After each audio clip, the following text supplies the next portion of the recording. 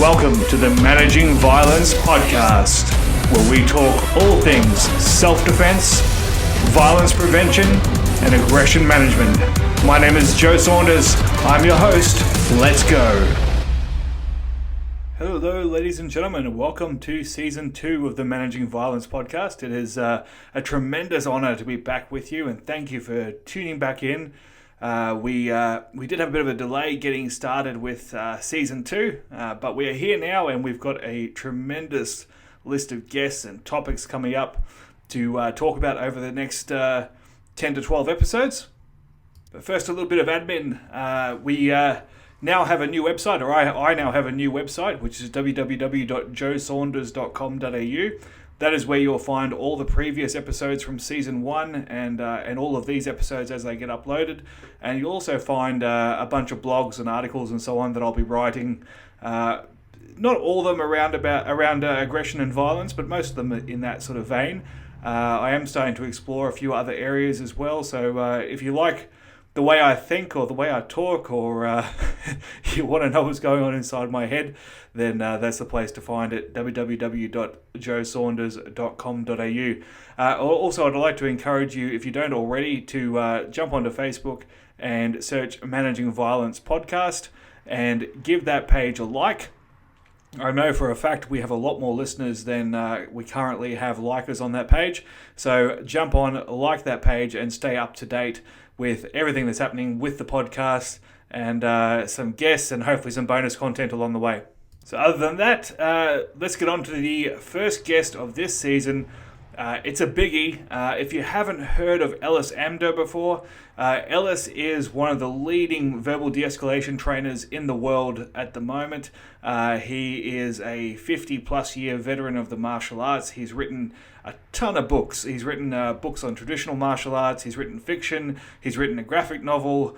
And he's written books from his subject matter expertise, which is psychotherapy. So he's actually a psychotherapist, has been for many, many years, and he specializes in crisis intervention with drugs, alcohol, mental health issues, abuse, trauma, etc.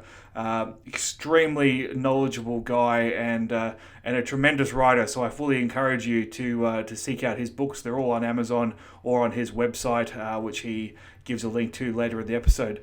Ellis was tremendous to interview. I look forward to talking to him many more times in the future because we share a lot of ideas, and he was just a real pleasure to converse with.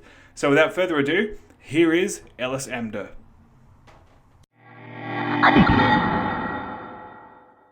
All right, thanks for joining me, Ellis. It's a tremendous honor to have you on the podcast. You've been a very requested guest, and your book was recommended by Mike Belzer in the last season. So I'm quite excited to follow up on that and have you on today. Thanks for joining. Thank you very much. So Ellis, just for listeners that may not be aware of your works, I mean, you're a prolific author, as I covered in the introduction, but can you walk us through how you ended up getting involved in the martial arts and where that's led you and what you do professionally? Okay. Well, I'm 67 years old, so this could take a while if I don't keep it brief. That's fine. We've got an hour. I started martial arts. I tried to start when I was 12 years old. I kept nagging my parents to start karate, and they kept saying no because they thought it was a low-class activity. And my father finally got frustrated, took me down to the basement, pulled out a 2x4. It's 5 centimeter by 10 centimeter, I guess. Yeah, we call them 2x4s as well. Okay, pulled out a piece of 2x4 that was maybe 30 centimeters long, placed it between two chairs and said, if you can break that with your bare hand, I'll let you do karate. And then he walked away. He thought I'd hit it once, get hurt, and that would be the end of it. Didn't know his kid. And literally I would take a full-scale run, cross the basement, smash my hand into this. Dry wood, 30 centimeters, 2x4. I don't know anybody who could break that. And I basically stagger over to a pile of newspapers, huddle around my hand for a while, get up and do it again. And this went on for days. And so eventually I couldn't eat or do anything with my right hand. And so I'm at the dinner table and I keep bumping my father because I'm only eating left-handed. And he goes, So why are you eating that way? Use your right hand. And I said, oh, I'm eating continental style. and so anyway, he grabs my hand and it's like swollen up 2 times its size, just black. And my parents thought I got my hand slammed in a car door or something. And, you know what happened? And I'm like, I did exactly like you told me. Which, and then my mother's mad at my dad. But the end result is not what the storybooks say. The storybooks say, oh, they saw his dedication and signed him up for lessons. They said, you're crazy, cut it out, you're not doing karate. So that was, I should have started then, but it had to wait till I was 16. And like probably 2/3 of the people who ever do martial arts, I lost a fight. I had a broken nose, a dislocated jaw. And my dad felt guilty for not putting me in earlier. And yeah, he had boxed some, but he was really ill. So he hooked me up with a backyard karate guy who was an utter a fraud. But I got the bug bit, and I want to do this. And so I go to college. I ended up training for several years with an offshoot of a fellow named Alan Lee, who was the first Chinese national on the East Coast of America who opened up his school to non-Chinese. And it was a syncretic system. I know there was Tantui Jen. There was some dog boxing where you'd be on your back and you sort of kicking from the ground, some other Northern Shaolin stuff. And the school I was with, though, was an offshoot that was run by Black Muslims, Nation of Islam people. Mm. So here I was, they needed one Jewish guy, I guess, in the school. And it was kind of like Kyokushinkai rules. You punch anywhere below the body, you kick anywhere. And it was, supposed to be medium contact in practice. And it was a very interesting situation. We got to be, in a strange way, at least training brothers. And there's a lot of respect. I was there for a couple of years. The school folded because the teacher was not a very respectable human. I went to New York to go to the headquarters, and almost by chance walked into an Aikido school. And I had really I'd really gotten in love with the Chinese martial arts. I liked the flow. And the only thing I knew about Japanese martial arts was karate, which at that time looked kind of rigid to me. Yeah. But Aikido had this flow, and I didn't know much about martial arts. I didn't know good, bad, or indifferent. It just looked wonderful. And I also liked the Japanese cultural nuances that were attached to it, the etiquette. And I didn't see the etiquette as live action role play. I saw it as a way of behaving so that people were able to work with each other with either heightened emotions or the potential of violence. And so where you stand with another person by the way you treat yourself and the way you treat them. So that just really fascinated me. I started doing Aikido. I ended up living in a dojo in New York City. A fellow named Terry Dobson, who had been an in-house disciple, Uchideshi, of the founder of Aikido. And so I was there for about 2 years, went to Japan, trained Aikido. And then I walked into another school, something called Arakiryu, Arkiryu. And Arakiryu was basically one of the remnant arts from the 16th century for foot soldiers. So it was close combat with weapons. It's one of the first schools of what would later become. So there's a lot of grappling, and it's always with a weapon somewhere on you. Or you're trying to defend against the person who's come to grips with you who has a weapon. There's also a lot of long weapons, but even though you're using something as long as a spear, the consideration is when you tie up, that's when the fight really starts, which is very antithetical to a lot of weapon-based arts, which are try to stay away from the person. It's very interesting. Yeah. And the thing is, if people are inclined to say, look up on YouTube, well, what's Arakiryu look like? They're different factions, and what I'm talking about, the other factions are doing different things from me. I'm not criticizing, I'm not anything. It's just different. There's maybe 1 or 2 film clips of myself doing something. Each faction is different, and we don't have like a headmaster who says everybody needs to do it this way. Each faction is its own family, so to speak. Sure. So started doing Aikido.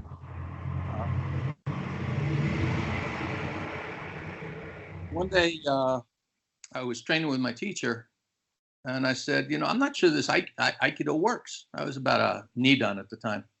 And he goes, well, why don't you test your teacher?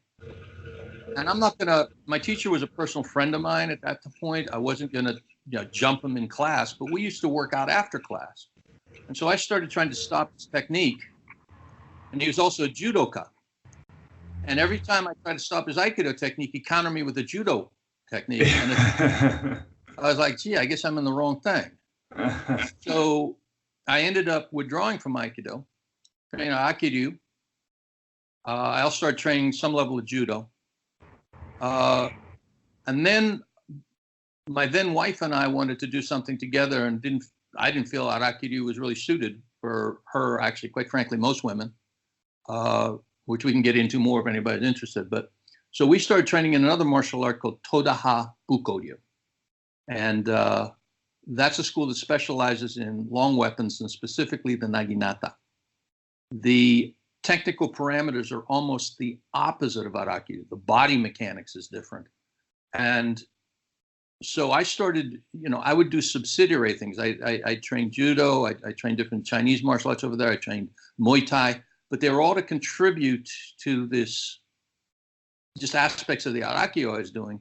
And then in a schizophrenic way, I was also trained in Bukoryu. And I've said to people, it was like being married to two women. You got to remember whose name you're with at the time. Now, I've seen most people who train more than one traditional art, unconsciously, they begin to homogenize them. And, before they know the depths of the tradition, they're smoothing out some of the unique features. And so it all sort of comes out the same. And I was rigorously trying to keep these things separate. And it was an interesting thing. I became, in the Bukoryu school, I was the assistant instructor of the school under my teacher after 8 years. And I could honestly say I had never once done Bukoryu. My internal body mechanics were not correct. I was doing Bukoryu form, but Aikido organization. And I didn't know how not to do that. And I felt really, I never discussed it with my teacher, and I'm sure she was aware, and she was just waiting for me. Because she was teaching me very sincerely and openly what she knew, and I wasn't picking it up. And I remember one day, it was probably, I was 10 years in, it was like something shifted, and it was like a bunch of dominoes just shifted place and clicked in. And it was like, all of a sudden I hit it, and now, oh, that's Bukoryu. And it was so uniquely different. And so I was fortunate enough to end up learning very deeply two very different traditions and keeping them pure. When I teach, I keep them pure. If I'm in some freestyle situation, so to speak, whatever that might be, they mix naturally as appropriate. But I only teach people one art. I will never teach a single individual both arts. That's very interesting, and as you say, it is a challenge to not homogenize. And there's obviously different schools of thought about whether that's a good thing or a bad thing. But for someone like you, who's obviously very interested in the tradition and the purity of what you're learning, it was essential for you. So that is certainly an interesting challenge. Yeah. And it's one way to think of it too is, sure, somebody could do, and I'm not faulting this, like Jeet Kune Do, you mix a number of things. MMA, and I love MMA. Although I'm pretty, unfortunately I have a lot of injuries, but whenever I can, I train with a group called Wrestling, which is an MMA developed for law enforcement by my friend Don Gula. Yeah. And I love that. Whatever works, you include it. But the flip side is, it's not just, gosh, I love the tradition because it's a cultural artifact. I really don't, and frankly, I don't like that idea. But it's like, if you're playing Beethoven and all of a sudden you put a jazz riff in the middle of the Beethoven, it's just ugly. Jazz is wonderful. Interesting. if you even, if you're playing Beethoven and there's a cadenza, where the cadenza is where you begin to improvise, and you say, okay, well, I'm going to put in some Brahms, I'll put in some Hummel, and maybe even some Rachmaninoff. It's going to sound stupid, right? There's a certain, for me, the thing about keeping the thing pure is so I can get to the essence, and I can get the stuff that you're only going to understand if you force yourself. Another way to think of it is like the height of pugilism is boxing, in my view. There's no pugilistic system higher than boxing. And one of the reasons for it is it's restrictive. You had to get really good because you couldn't kick the person. You couldn't grapple. Similarly, when you isolate something out, you can develop. So that's the way I see the podium that I use. Each tradition can take you all the way to the end of the line, so to speak. I've been fortunate to be just whatever you call it, focused enough, crazy enough that I decided to force myself to learn Chu, where I had full respect for the teachers that I was studying with and full respect to the traditions. Yeah, wow. I love hearing about that because so often in this, whether you want to call it the self-defense community or combatives community or whatever, that we tend to forget the tradition and the origin of what we're learning, and so many people are in a rush to improvise and find their own path and find their own method. And you have someone who's trained for 4 years who's now head of their own system, and they've really just collected the white belt syllabus of 6 different martial arts and think they've created something new. So it is really refreshing to hear someone who's been through the process and recognizes the essence of each art, and as you said, applying those restrictions to really understand at a greater depth what the art is.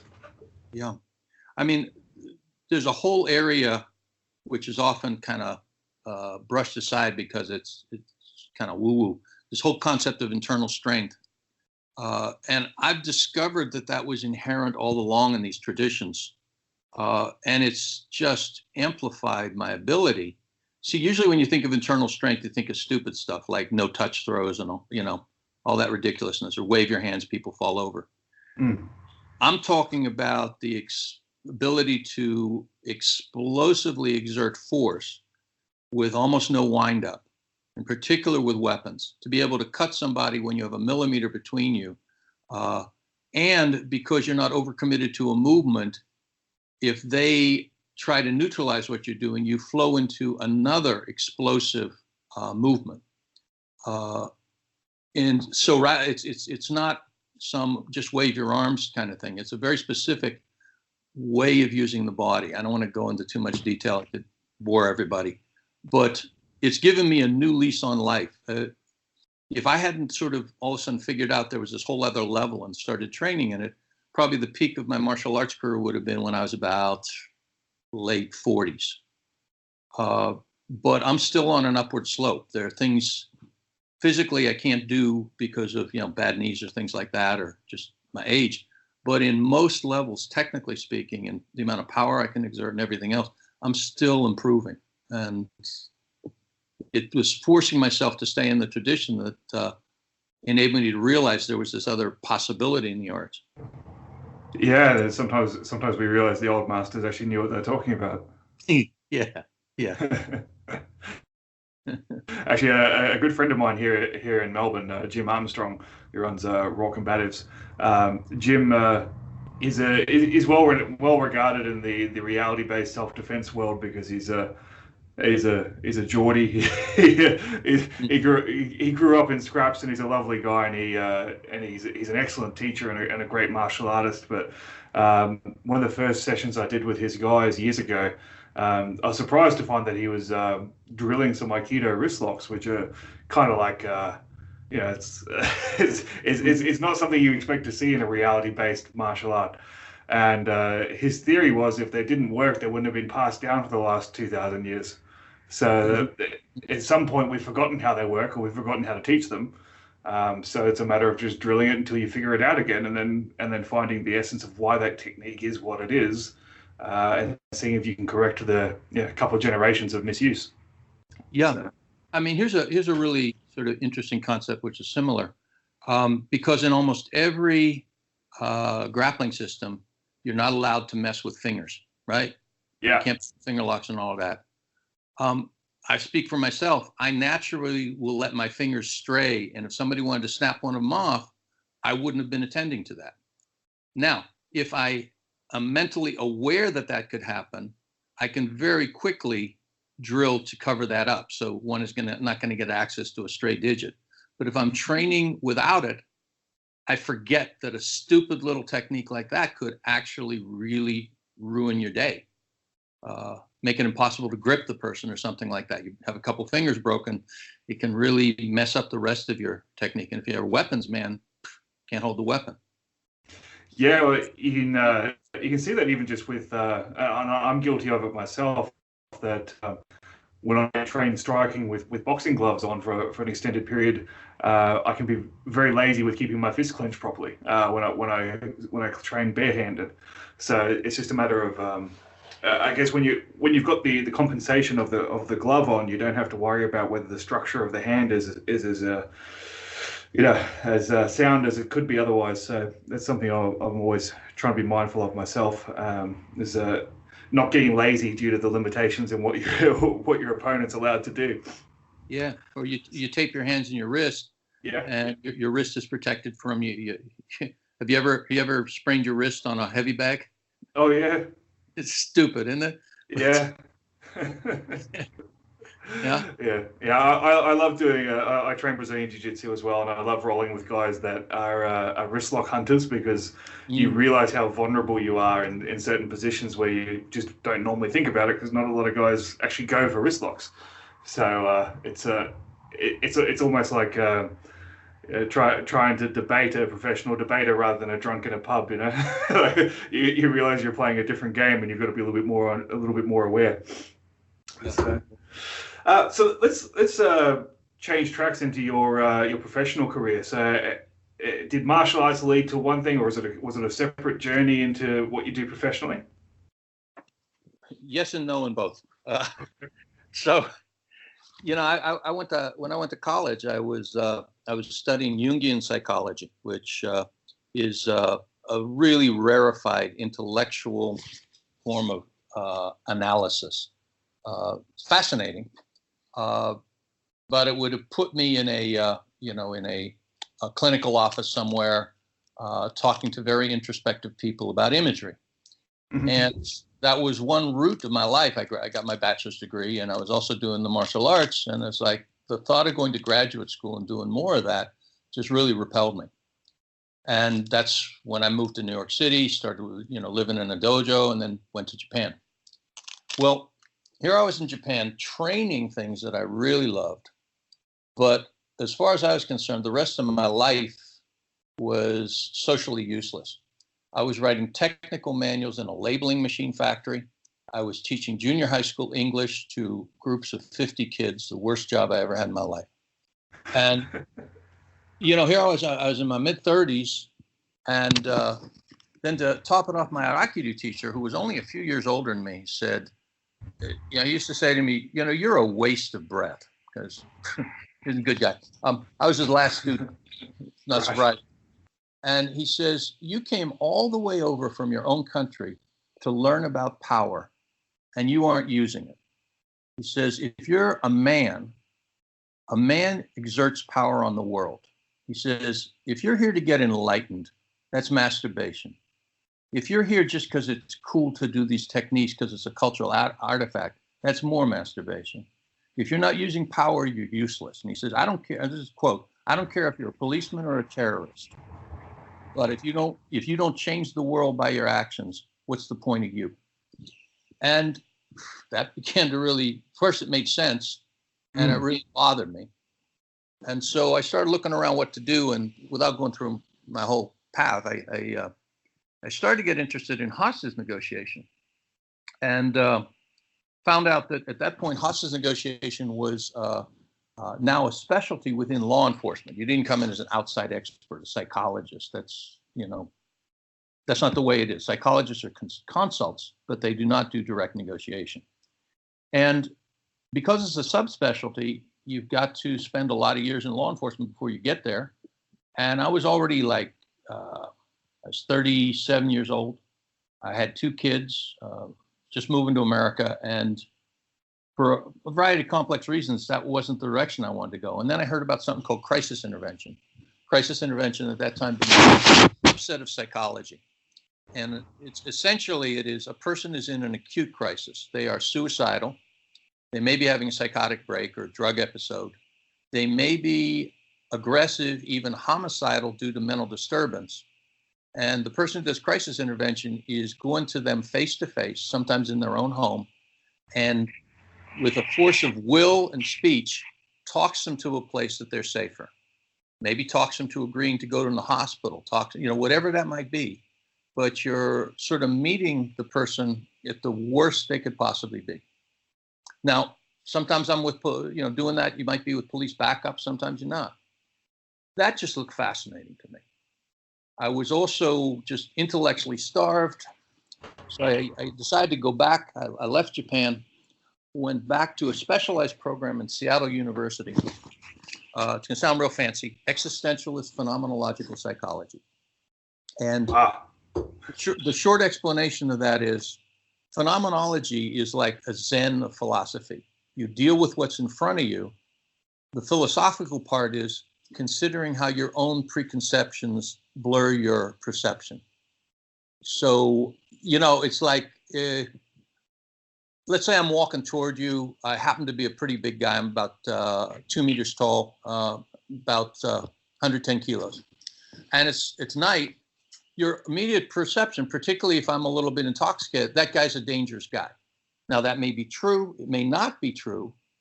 But a good threat assessment professional might notice, well, he's singing to himself. He's got a little smile on his face. Yeah, he's a big guy, but he looks pretty happy. But the body, he's big enough, I'm going to just move off to the side. So you're doing a real-time assessment. You might be looking, does the guy have weapons on him? It's like cleaning up oh my God, big guy, what do I do now? And try to clear the screen so you're seeing what's in front of you. So phenomenology is that field. And what we did is we would read European philosophy texts to study psychology, which, because I was so intellectually starved, I thought it was wonderful. I get out of that and I start working in the field, and I had a real talent for it. A couple years in, I was asked to develop a training for local law enforcement. There had been a guy shot who was seriously mentally ill. Keeping the story short, he tried to get in the hospital. He was rejected. He continued to be psychotic. He assaulted a couple law enforcement officers with a scissors at very close range in the dark, was shot and killed. To make matters more tragic, he was the son of the sheriff's secretary. The 2 deputies knew him very well from the time he was a small boy. So they had to kill family. It was a tragedy. The media were its usual self. So why didn't you take it away, barehanded? Why did you have to, just with scissors? I've seen holes in people with scissors, Yeah. Anyway, so the law enforcement agency asked me to develop a training. They said, we're being killed by the media. And I said, well, I don't want to satisfy the media. And they said, well, we have to do it. So why don't we do it right? What do you need? And so what we agreed to is I would go on ride-alongs with various deputies for 6 months, 3 times a week. And in a sense, I would get a sense of what it's like to be a police. And from my knowledge base in interacting with mentally ill people, I would draw up a training program. And what I got as an agreement was the deputies I went on ride-along with would have to approve it. It couldn't just be administrative, the brass. Sure. It had to be the men on the front line and the women on the front line. So I developed that, and word started to spread. And ever since then, I started doing this all over the place. Ended up writing, you mentioned Words of Power, one of my books. I've written 11 books on the subject, but it's really one book in 11 versions. Words of Power is for ordinary people who may occasionally encounter an aggressive person, whereas another book, for example, The Thin Blue Lifeline, is specific to law enforcement officers managing aggressive mentally ill people, or In the Eye of the Hurricane, for example, which is for families who live with somebody who's seriously mentally ill. So it's basically been a large part of my life doing various trainings. I still do consults. I work with people who are being stalked, or people in domestic violence situations who can't figure out how to leave, or can't even figure out if they should leave. I've never had an office. I just meet people. Heck, I've met kids on a beach that don't want to meet me at home. Spent a lot of years working in child abuse, assessing the children, sometimes assessing the people who are alleged to abuse children. And, so there's that challenge there. And this is where the connection of the martial arts comes in. The old Japanese martial arts had a very sophisticated proto-psychology, which is how to read the intention of a person who means you harm, while they're actually trying to do harm to you. It also was a study of how do you organize yourself so you can be best prepared to harm the other person, defeat the other person, which includes misdirecting their attention. I found that all of that directly applied to the work I was doing.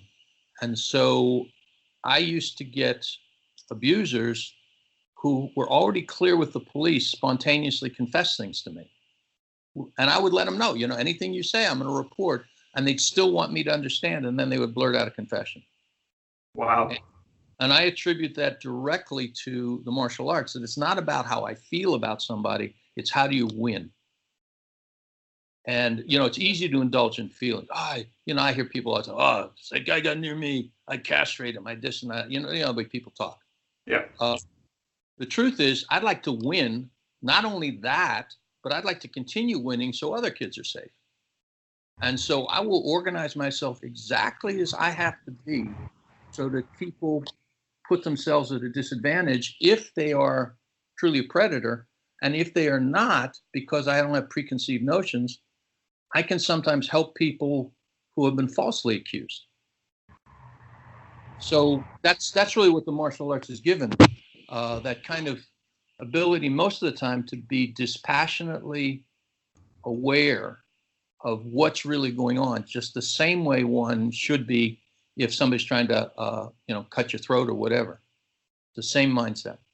Well, that's brilliant, and I'm sure we could actually talk at length about this, because I've felt for a long time that the communication skills is really a modern martial art. If you can communicate effectively with a desired impact, then it really does incorporate so many elements of what we consider to be physical martial arts. Like you said, the redirection, using distraction, using combinations, using I see a parallel between come along holds in a physical martial arts context to sales psychology in a way.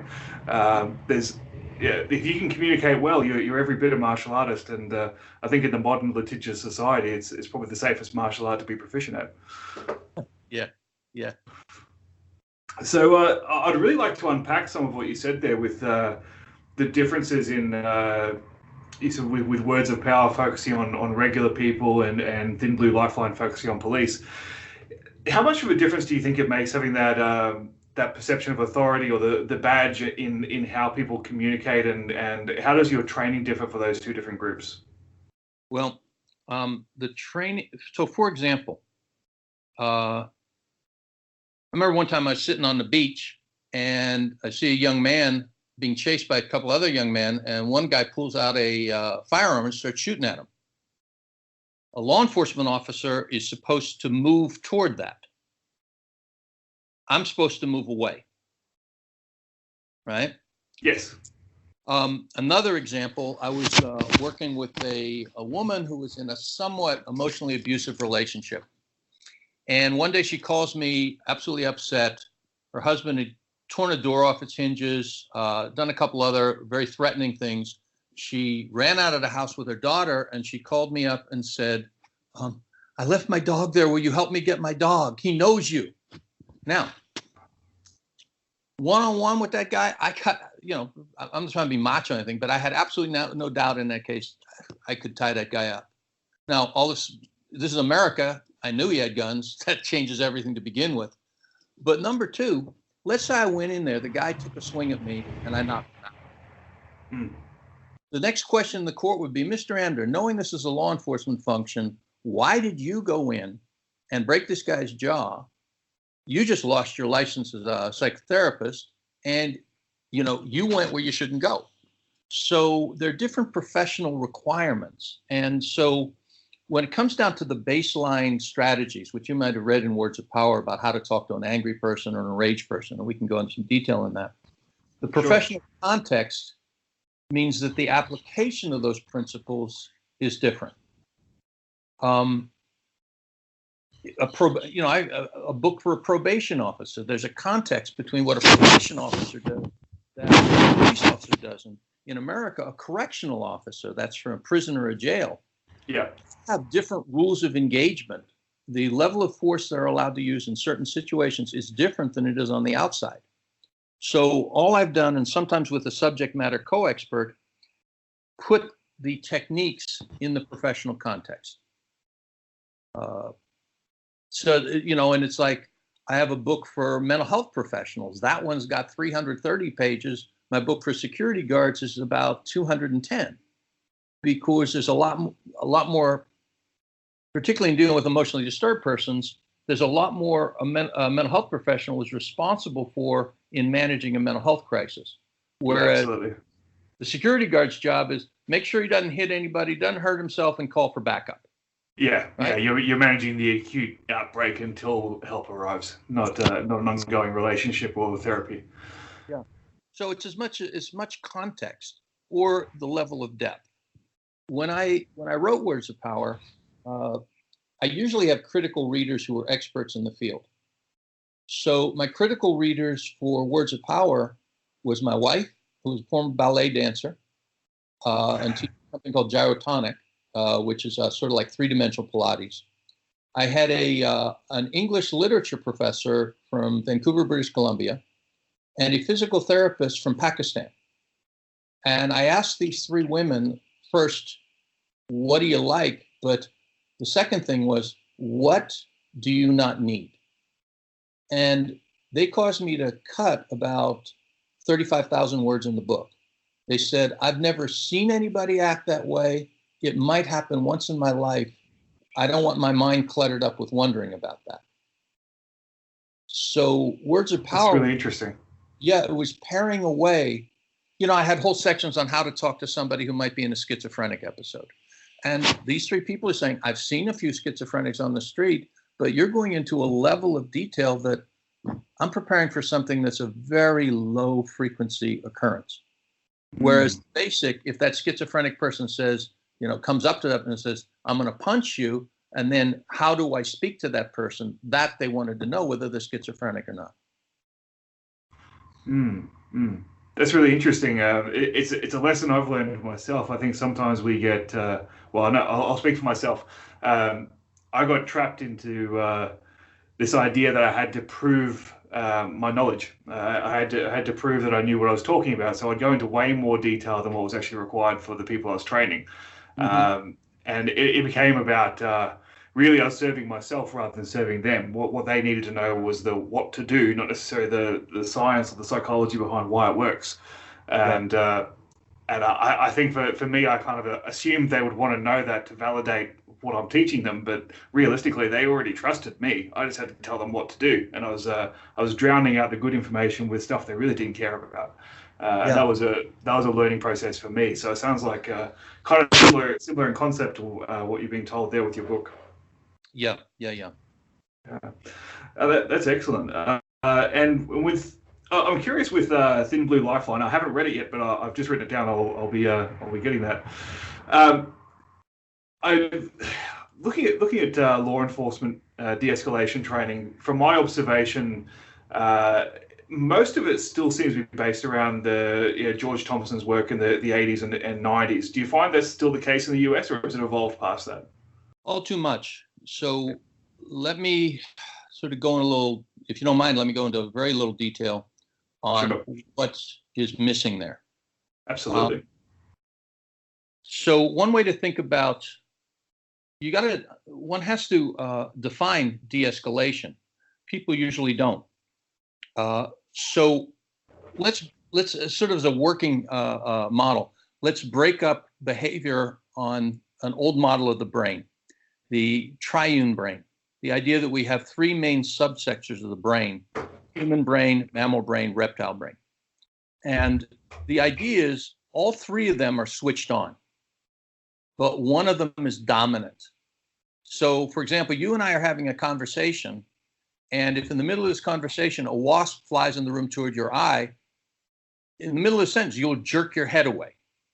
Reptile brain is scanning the environment for any pattern which presents threat. That package of DNA that's you. So, but right now, human brain is dominant. You're focused on a dialogue. So, be it law enforcement or otherwise, when you're talking to a calm person, you establish some kind of dialogue. Now, dialogue doesn't mean 50-50 communication. It just means both people are free to call and respond as they will. And let's just make a rating here. And it's based on arousal. Arousal being how much adrenaline's in the system, how you're breathing, how your heart's pumping, all that. 0 to 20 is how we humans spend most of our time. And, you know, these are arbitrary numbers, but the idea is you can have a little excitement, but still have a conversation with someone. Mm-hmm. But let's go when we get mammal brain dominant. Mammal brain is the emotional brain. Now, usually what happens is human brain runs the emotions. So you're walking down the street with your wife and you see a very attractive woman and your reptile brain goes mate with that, mm-hmm. right? Your human brain goes, I'm not going to do that in front of my wife. I am not going to even turn and look because that will hurt her feelings, right? Mm-hmm. Yeah. Right? You emotionally are a combination of, wow, that was a nice way to light up my afternoon. And maybe party's a little disappointed, but you've made a commitment to your wife. I mean, there's a whole complex of emotions that are going on, right? Yeah. But a human brain is running that. Now, once you get to a certain level of arousal, then the emotions take over the activity, right? You get in an argument with someone and you know that you never call them stupid because their father used to call them stupid and they will just lose it if they're called stupid. And you're fine with that. But the argument gets heated and you're really frustrated and you go, look, you're just stupid. And boom, it's gone. And there's part of your brain go, don't say it. But right, both are overriding it. And so in my scale, 20 to 95, call it anger. That's the emotion. Anger is based on dominance hierarchy needs. And this is where George Thompson and verbal judo and all the rest focus, 20 to 95. And the idea is, right now, you and I are having a dialogue, and we're trying to establish, call it win-win. I'm trying to learn from you, gain from you, and you're trying to do the same with me. If we get heated, it now becomes win-lose. Who's going to win this argument? And I'm still going to try to communicate with you. I'm going to say things like, man, you don't get it. I mean, would you just shut up and let me talk? I'm trying to communicate with you, man. But I don't care about what you say. I only care about what I have to say. Yeah. Now, if you're in human brain, if I'm in human brain trying to explain something to you and you're like, oh, I don't get it. Well, what I do is I say, I'm talking too fast and I'm using too many metaphors. I know Joe doesn't like metaphors. Okay, I'm going to switch up, right? When you're in human brain, you take personal responsibility for the failure of the communication. When you're in mammal brain, you blame the other person because the way mammal sees it is the only reason I'm not getting through to you is you think you're better than me. Yeah. The only reason you don't get it is you don't care to listen, or you're making me stumble over my words. Why are you making me stupid? And of course, the more aroused I get, the stupider I get. So now it's a zero-sum game. So that leads to two things in terms of de-escalation. You can't problem solve with an angry person. Problem solve with an angry person is like trying to feed a baby that's too hungry to eat. That's a great analogy. Right? You know exactly what she needs. You put the spoon in her mouth and she screams and knocks it away. So you got to de-escalate the baby before you can feed her. Right? You rock her. Now I'm taking that quote and I'm putting that on a meme. That's an Ellis original now. I've got 4 kids under 7, so I'm intimately familiar with what you're discussing, and I think that's just a perfect analogy. Right. So the first thing is you can't problem solve an angry person. You got to de-escalate. The second one is angry people don't like questions. And this is where George Thompson's stuff can fall down. Sir, is there anything I can do at this moment which could possibly make it better? If a person's slightly angry, maybe middling angry, sure. But think of this. If the angry person's trying to communicate, a question shows your ignorance. Yeah. Right? Yeah. Like if you're saying to me, Ellis, look, I'm telling you, I told you, don't use my car without permission. And I'm like, is that bothering you? And you're like, what the hell do you think? Right? Yeah. Right? So the whole concept of what's called active listening, which you hear all the time, is a strategy for angry people. The problem is the way active listening is taught is we are asked to talk in a way that's very unnatural. Yeah. What I hear you saying, what you're sharing with me, and if we don't talk like that normal, like for example, if you and I get in an argument, I'm face to face with you, I looked you up on the web, you look like a pretty fit big guy, and there's a part of me that's saying, wow, if this goes bad, I might get hurt. I better pay really close attention. And if I'm up in my head trying to remember how to talk in a way that I never talk, Joe, what you're sharing with me is I'm taking my mind off what I should, because the brain can only process a limited amount of information at a time. And I need to be processing how you're balancing your feet. Where's the exit for me? Is there a weapon I can pick up to protect myself? Are you carrying a weapon? Am I standing in front of my back? Think law enforcement. Am I actually standing in front of my backup so I'm going to be in the line of fire? Mm-hmm. Right? All of these kind of things. And if I'm talking unnaturally, I'm going to miss some of those. So I teach a way of active listening I call tactical paraphrasing, which is, for example, you really, I told you not to use my car. I'm not going to say what you're sharing with me is you're really disappointed. I'm going to say, you're pissed off, Joe. Yeah. Right? And then you're going to go, I mean, if you're just angry, you go, yeah, I'm pissed off. I've told you 3 times, but you don't listen. I mean, you're sick of this, man. I just make a matter-of-fact statement. I'm not going to say at this moment, well, my dog I had to get my dog to the vet and anything like that. I'm not going to problem solve, which is giving an excuse. Because you might say, F you, am I allowed to swear on this thing? Yeah, go for it. Fuck your dog. Right? If you're heated, you don't care about my damn dog. Right? So I got to calm you down a little bit. And that's where tactical paraphrasing comes in. So your perception is this guy is actually tracking what I'm saying. It's not, wow, he understands me, he likes me, any of that. It's just he's tracking what I'm saying so I don't have to say it again. Yeah, absolutely. If you're married, you've been in these arguments. No, you don't get it. You don't get it. And then finally you go, oh, you mean? And they go, yes. And you're thinking, I don't agree with that. But they're relieved that they don't have to explain themselves anymore. Right? Mm-hmm. Okay, so that's 2095. That's where you de-escalate. Okay? Go up to 100, it's violence.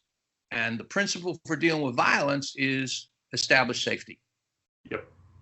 If you can walk out the door, you walk out the door, right? If I'm too close for that, or they're children, you can't walk up the door, you neutralize me so I can no longer harm, right? Yep. If distraction would work, right? Ellis, a kangaroo. Oh my God, I've never seen one, right? And I'm looking at right, whatever. Yep. So that's the formula for dealing with violence is establish safety, whatever that takes. But here's the issue that nobody's training on, and that's rage. And this is where you're shifting into reptile brain, and you're rated 95 to 99. The angry person's trying to communicate. The person in a rage state is only communicating at maximum threat. But the enraged person, reptile brain saying, finish it now, take them out. But why am I not doing it yet? Because I've still got inhibitors. Human brain is trying to override that. Mammal brain might be trying to override that. I'm frightened. Maybe I'll lose this fight. So the rage state is the person is fighting their own inhibitors. So, for example, what inhibitors? Fear of consequences. I take a swing at you. I think I might lose. Or, you know, I think I can take this guy, but I heard he has 3 brothers. All right. Or my wife says, you get in another fight, I'm leaving you. Doesn't matter. It's a fear of consequences, right? Yeah. Then there's morality, that most human beings perceive that it's wrong to do harm to another human being. You get enraged enough, you dehumanize the person. You curse them out enough, they're no longer human, right? So the purpose of cursing at someone is to dehumanize them, so there's no moral fault in hurting them, right? Yeah, that's really good. Yeah. Yeah, I mean, you think about it. What happens in the Middle East? Islamic terrorists refer to kafar, or I don't know if or kafira. I don't know if I pronounced it right, but basically, unbelievers. The rules of morality don't apply. In almost every military, the Americans in Vietnam, they call the Vietnamese gooks. Why? Because they're human. Right? Yeah, dehumanizes the enemy, makes them easier to kill. Yes, exactly. So you override morality, you get enraged enough, you say foul and horrible things. You've got the relationship. And it doesn't necessarily mean I like you, but maybe I have a debt to you, right? I encourage some kind of debt. And when I talk to law enforcement officers about, say, treating the citizenry a certain way, I never preach morality, because I think that's arrogant and insulting. For me to stand up and say, I'm more moral than you, let me teach you how to be moral, you know, they're going to blow me off and I deserve to be blown off. Yeah. But when I say it can be excellent tactics to create an impression so that people view people wearing the uniform as people who will treat me with respect, then that person might be emotionally disturbed. Law enforcement officer come on, and part of their brain remembers I was treated with respect before. In my ideal world, they say, oh, cops, you're the good guys, I won't take a swing at you. I doubt that. But if they're at war in their own brain and they still attack you, but part of their brain's going, wait a minute, Joe's a good guy. And he's 10% slower. He puts in 5% less power. Maybe that's a fight you might not have won that you win now, because in a sense, you set him up before with courtesy and professionalism. Yeah. Wow. Right. Yeah. So the response though that we have to rage is control, not de-escalation. And then real quick, there are different types of rage. There's chaotic rage. That's like a sort of berserk kind of person. There's terrified rage. That's a cornered wolf. There's hot rage. That's like a grizzly bear gonna tear you up. There are a couple other subsets. There's bluff and fear, manipulation, but just stay with that hot rage. There's predatory rage. My symbol for that's going to be a leopard or a shark. The shark, you know it right away. The leopard's the one who charms you, but they mean to kill you anyway. And that's like, hey, Joe, hey, can I ask you a question?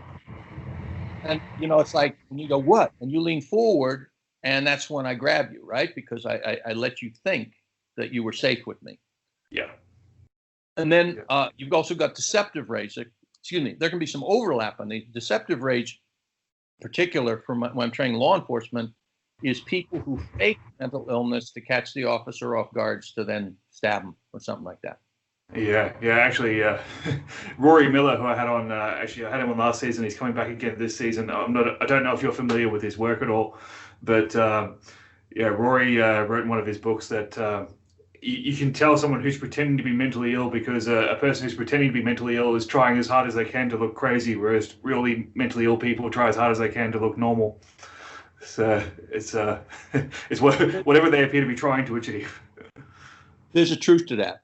The dilemma, though, is in America, at least, if a criminal is trying not to be prosecuted, they may fake well enough mental illness that they're put in a forensic unit. Yeah. And then and the thing is, before they're evaluated, it might take 90 days. So they have 90 days to study the behaviors of other people. And some of them get very good at it. Yeah, absolutely. Actually, we used to have years ago, I worked in security in a hospital, and it became a game with certain patients that we refer to as frequent flyers, where every time they would get arrested for something, usually something drugs or alcohol related, they would tell the police that they were going to kill themselves if they got put in a cell. And as soon as those words were uttered, the police had to take them to hospital. Right. And then they're our problem, so the police didn't really mind. It was less paperwork for them. They said to do an emergency examination order and hand them over to us. But it became a game because they knew as soon as those words come out of their mouth by protocol, I mean, the police can't take a chance and go, well, he said that last time and the time before that. If he threatened to kill himself, then they have to follow the path. So, and look, these guys would sit in the hospital for 6 hours and sober up and go through the assessment, and would determine once again they're not actually at risk of committing suicide. And Right. And then they'd be taken home or given a summons or whatever. So, but they play the game. Mm-hmm. Mm-hmm. Yes. Yeah. So that's my basic sort of the sort of a kind of an overview of just tactical de-escalation and control. Yeah, absolutely. I'm wondering, Ellis, do you have any thoughts for, this is something that was asked of me recently with parents that are dealing with teenagers, let's say 13 to 15-year-olds that are lashing out emotionally. Let's assume there's no major trauma that's underlying the behavior. It's just sort of an emotional change. Do you have any quick tips or strategies that I can offer to parents in that situation to help calm and control that behavior? Because a lot of parents resort to strict disciplinary or punishments, or trying to kind of negatively coming down on that behavior rather than actually, and because they don't really know how to address it. They don't know how to fix it any other way. So I was wondering if you have any insights there as a take-home point of value for our listeners. Okay, number one, I'm going to recommend a book that I didn't write. I wish I did. It's called The Collapse of Parenting. Okay. Collapse of Parenting by Leonard Sachs, S-A-X. Mm-hmm. And he's talking about how in the Western world we have abdicated the parental role. Yeah, wow. And it's excellent book. So the first thing I recommend is when you have parental-child conflict, people say, how do I control my kid? And the fact is, and I understand it, having been a parent, the parent is emotionally out of control. And the kid is like, I got all this power. I can ruin your day just by rolling my eyes. Mm-hmm. And so the first thing that I focus on with parents is it demeans you if a child can disrupt your equilibrium. An adult should not be manipulated by a kid. And so unless you are respectable, why would a kid respect you? And so the first thing I work with people in is control of self. And I can get into a little advertisement. I've got some stuff in all my books on controlling one's own emotions when you're provoked and things like that. And we don't have a lot of time to talk about that. But so the first step is, if you cannot control yourself, get yourself under control. Because you can say and do all the right things, but if the child perceives that you are feeling shaky, out of control, enraged, the child feels like they're winning. It's almost, John Milton in Paradise Lost, where Satan's saying, better a king in hell than a slave in heaven. Yeah. And so some kids will basically tear their home around their ears to feel like they still have control. And they bitterly are ashamed of themselves. They, inside their heart of hearts, they hate themselves because that's the only control they can figure out. But the reason that's the only control they can figure out is they don't perceive their parents in control. That's the first thing. The second thing is, you can learn all the best parenting techniques in the world, but if you let your kids have access to drugs, it's not going to work. And the reason it's not going to work is what drugs do is they make it impossible to learn through emotional milestones. In other words, you can have an experience when you're intoxicated, post-intoxicated. You learn something from your parents, but it doesn't stick. It's like your brain is coated with Teflon. And so if parents are laissez-faire about drugs, they're going to have problems. if they do not manage the media in the home, you lose control of your family. And the reason I say that is not only the typical, well, there's so much ugliness that goes on in the media. There's a much more profound issue, which is many kids today,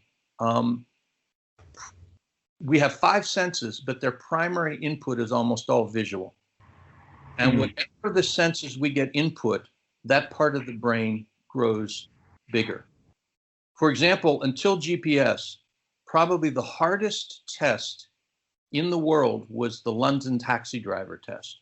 Yeah, I remember hearing about this actually. Right? And literally, I think it's the hippocampus, part of the brain, which is about spatial memory, grew to enormous size and literally encroached in other areas of the brain. When the taxi cab driver retires, those parts of the brain gradually shrink again. Mm-hmm. So if the child's, now think of this, if the child's primary excitement is visual, so rather than, for example, struggling to get a brown belt in BJJ, which is a major achievement, right? But if you're able to play an online pseudo-combatives game and win, the brain tragically perceives those two things as the same, particularly if all your input is visual. The other parts of the brain begin to go lights out. And so you have the opposite of a well-rounded kid who is truly not emotionally equipped to handle much stress and then lashes out. So honestly, it's like if there's any possibility, I much favor grappling arts rather than pugilistic arts for kids, particularly younger kids. Mm-hmm. Some way for parent and child to take that class together. You vet the instructor so they're not some idiot. It's a family-friendly school. But if you roll together, you get a kid whose physicality gets educated to pleasure in a obviously in a non-sexual way. Mm-hmm. And this is something that, kids today in a strange and tragic way are also touch-starved. In the school, a teacher can't put their arm around a kid's shoulders because somebody's going to accuse them of molesting the kid, right? Yeah. Everything is sexualized at such a young age that simple rough and tumble is something that a lot of kids just don't experience. Kids need to feel, and one thing I love about grappling is particularly for girls, is there's close physical contact, which in a well-run school is not going to be sexualized, and they have a sense, I can manage people of greater physical force. That gives that kid a kind of real pride. So those are some of the components I think are really important. But in a nutshell, and I think the book Collapse of Parenting explains this well, if you are not respectable, a person worth respecting, why would your kids respect you? Why would they listen to you? Why would they defy you? Yeah, that's excellent. It's excellent advice. Look, I've taken nearly 2 pages of notes while you've been talking over the past hour, so I've got tremendous value out of what you've said. It's you've certainly said some things that validate my own thoughts and expanded upon them, which is fantastic. And as I said, my kids are only young at the moment, but I see this on the horizon. I've got 4 daughters, so I'm not going to win on force alone. I'm going to need to employ some strategy here. So especially because the oldest 2 are already doing judo, so they'll be a force to reckon with in 10 years' time. Great. Look, Ellis, we've just come up on an hour of recording, so I'll give you a chance just to plug your work. So you're a prolific author. You've got a ton of product out there. So where would you like me to send our listeners to if they want to learn more about you, or they want to send some cash your way in exchange for that wealth of knowledge you've got? Cool. So my basic website is edgeworkbooks.com. EDGEWORKBOOKS.com. Now, it's got links to all my books, and I'll go real quick on the books in a second, but it also has other ways to buy them. Ebook through iBook, Kobo, Amazon. And I just recently got an arrangement where people can go to their bookstore, local bookstore, and order the book, and it's print on demand, so they can buy a book in Australia without the postage. Oh, great. But so just in brief, I've mentioned there's a whole series of books on tactical de-escalation. I've got one, and there soon will be another book on the advanced level of tactical management of communication.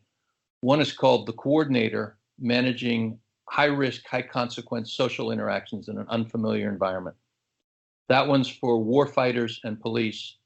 In about 6 months or less, I'll have a second book called The Accord Agent, Managing Highly Problematic Individuals in a Business Environment. So there's those. Martial arts wise, I've got 3 books. Dueling with O-Sensei, which is somewhat autobiographical. It revolves around Aikido and other issues, but it was a book that really, at its time, was considered a little bit revolutionary, because I was talking about abuse in the martial arts, talking about the concept of manhood in Japan, issues that weren't usually talked about. A second book called Old School, which is on classical martial arts. A third book called Hidden in Plain Sight, which is about advanced body mechanics. It's not a how-to book, but it's about the history of sophisticated ways of using the body in combatives. And then finally, got some fiction. I have a book called The Girl with the Face of the Moon, which is set in 1800s Japan. And it's kind of a love letter to the outcasts of Japan. It's about Yojimbo and blind masseuses and abalone divers and these hunter castes. It's about the people that are ignored in Japanese history. It's kind of a horror story. It's about a mother trying to recover her son from a kidnapping. And then finally, you'll see all this on the website, a book called Cimarroning, which I wrote with 3 other authors, and it's a graphic novel based on a true historical incident when about 50 Japanese samurai were recruited by the Spanish in the Philippines, brought to Mexico to guard the silver trains against escaped slaves and renegade Indians. Wow, and that's fascinating. I've never heard that before. It's fascinating stuff. It was when Japan closed down, any Japanese national outside of Japan wasn't allowed to go home. And so the poor writer, Charles Mann, he's a historian, he picked up this tidbit. And so we focus on one Japanese guy. We got it's all martial arts. I mean, we got this Japanese samurai who's kind of suicidal. We got a dissolute Jesuit priest who's a master of Spanish destreza. We got an escaped African prince who does Angolan spear, and a Manchurian princess.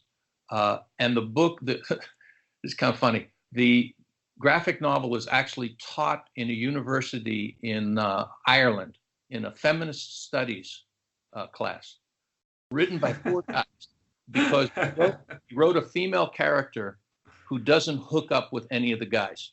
And nothing about her is about hooking up. It's all about stabbing people with sharp, pointy objects. What a novel concept, huh? Excellent. All right. Eds.com, that's where I'm at. Perfect. All right. Thank you very much for your time today. I was going to say this morning, but it's not morning where you are. But thank you very much for your time, Ellis. I really hope we can do this again, because there's so many topics that we've only just sort of touched the surface on that I'd love to unpack further with you. And all going well, we might try to get you out to Australia at some point to do some work with us professionally, because I think there's tremendous value there. I would love to do that. Excellent. All right, Ellis. I hope you enjoy the rest of your week, and thanks again. And this podcast will be out. Well, I think you'll probably be the first cab off the ranks. I think you'll probably be the first episode of the new season. So I'll be sure to publicize it and let you know when it drops. Cool. Thank you very much. All right. Thanks very much. Have a great one. You too. Yeah. Bye-bye.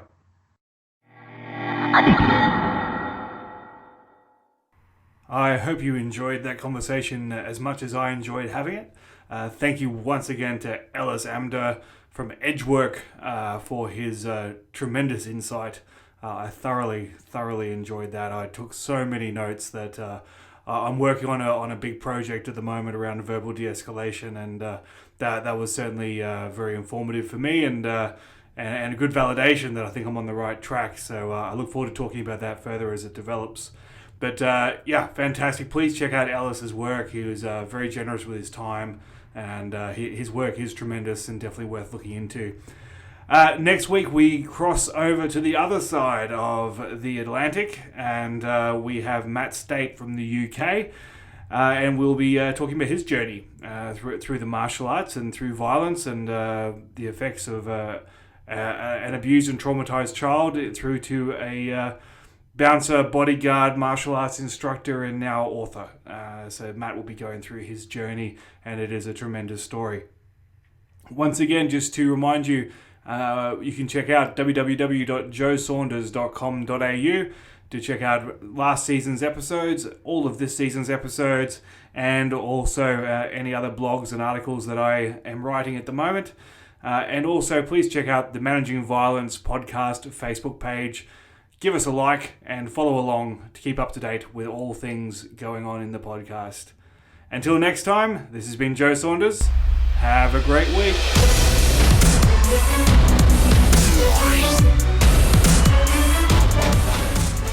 Thank you for listening to the Managing Violence podcast. For more information, to view previous episodes, or to read blogs, articles, and so much more, please check out my website at www.joesaunders.com.au. That's www.joesaunders.com.au. Thank you. Talk to you next time.